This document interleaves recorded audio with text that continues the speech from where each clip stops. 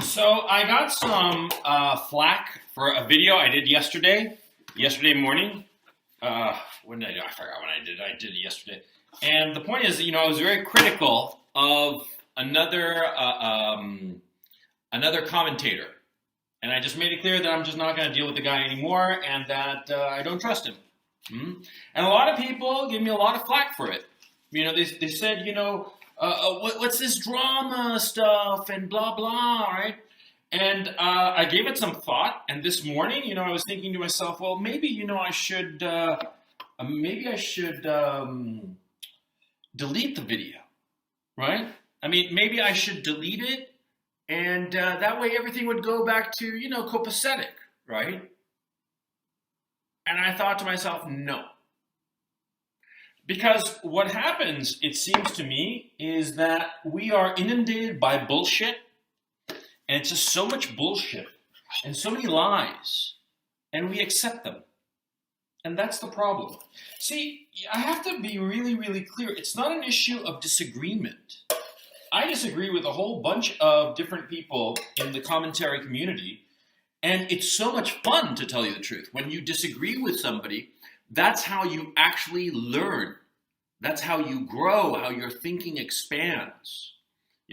I mean, one of my best online friends, Dr. Benway, right? We used to do a podcast together. It was a lot of fun. We did like 125 episodes. It's out there. It's the Coach and Benway show.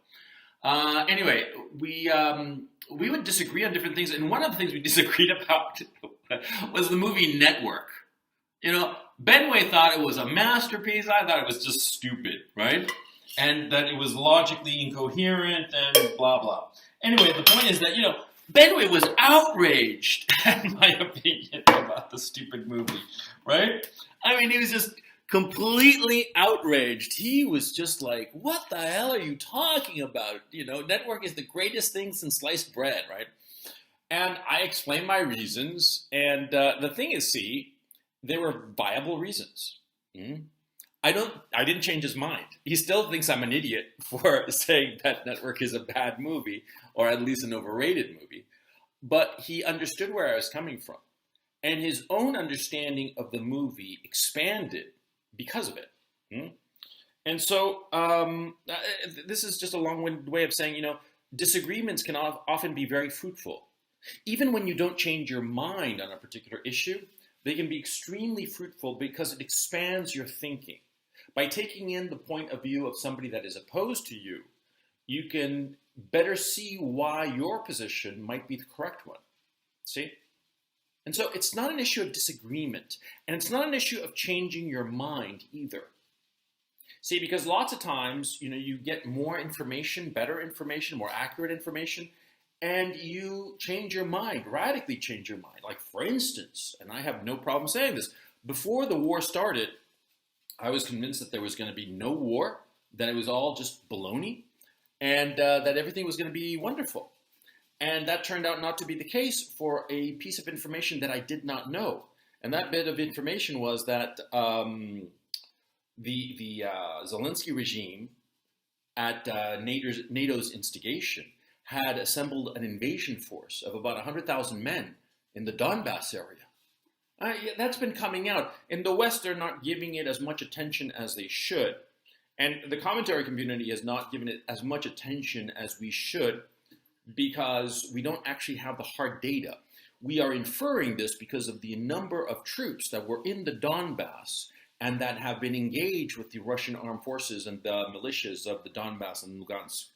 And so that's how we're realizing that there was an invasion force that was about to enter the Donbass and potentially enter Russia as well. And that was the justification for the Russian invasion. And that's new information, and it changes our appreciation. Had I known that information back in January, I would have not, under any circumstances, said that, oh, no, a war is not possible. Because I said so. I said, famously, I said that there wasn't going to be a war. And, well, here we are. But you see my point. You can disagree. You can change your mind. But what you can't do, in my book, is to lie.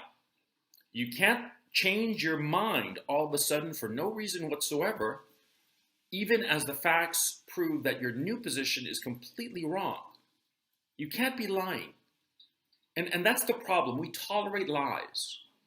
In our society, for too long now, we have been tolerating lies and accepting lies.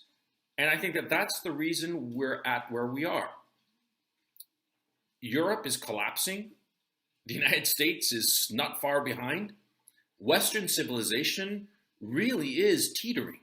And I'm not talking about a nuclear war. I'm talking about just the end of Western prosperity, the end of our civilization, which has been so wonderful. But it's collapsing. That's what's happening. And we see the poverty and misery on the streets of some of our cities. And what do you think that is? That's an expression of our loss of will, our loss of civilizational vigor. And it's because we tolerate lies. We tolerate liars. We tolerate bullshit. That's what it's brought us. Because we tolerate it because it's easier. It's easier to just tolerate something and not say anything. And I'm just not down with that program at all. And if it means that I have to have a public spat with some guy that I think is now a liar, I'm going to do so. And if people don't like it, it's not my problem, man.